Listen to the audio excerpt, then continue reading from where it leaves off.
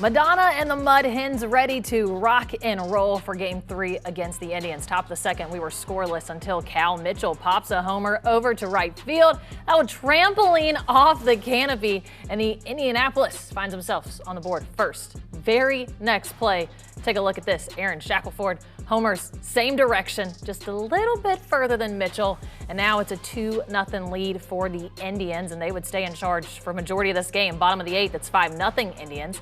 Parker Meadows gets walked on bases loaded, so Jermaine Palacios will score. That'll put Toledo on the board late. Still in the 8th, Tyler Nevin grounds one towards first base. Meadows out at second, but Michael Papersky will score a run. The Hens, however, come up short. Indians win 5-2. And with that, we'll be joined by Matt Melzak and Jim Weber from Fifth Third Field.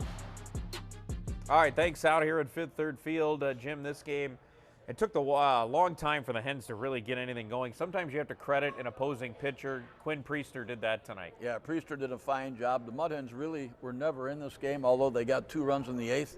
That was their best shot. But when you're out hit 12-5, it's going to be tough to win. Yeah, it certainly is. And sometimes, sometimes that stat, sometimes the hits can be deceiving. Yeah. Not tonight. Indianapolis controlled a lot of the game, but the Hens, to their credit, they still had an opportunity late in this game to come back. Yeah, once you score those 2 and they had a chance to get that tying run of the plate, that's your shot. In the 9th inning, they really didn't do much, but again, that 8th inning gave them a little glimmer of hope. Yeah, and you got to credit Indianapolis. They made the change on the mound, and that made all the difference. Yeah, it did. When they brought in Selby, he got the save, while the 2 runs were scored off of Villalobos.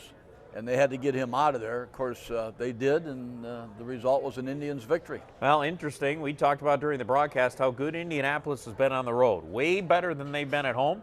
They can't win at home. They're 4-10 at home in their own ballpark. You know what, though? The Hens, a better road team than they've been a home team as well. You're right. So far this year. 9-3 on the road. You're right. It's pretty crazy. So hopefully the Hens can turn that around when we get back out here to Fifth Third Field tomorrow night against Indianapolis. That's a story from here at Fifth Third Field. Back to you now in the studio.